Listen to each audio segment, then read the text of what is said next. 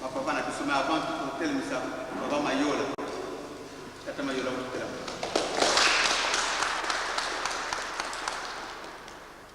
Papa mayola kusoma studier azalaka l'un des grands pionniers à Ngombo na Kota.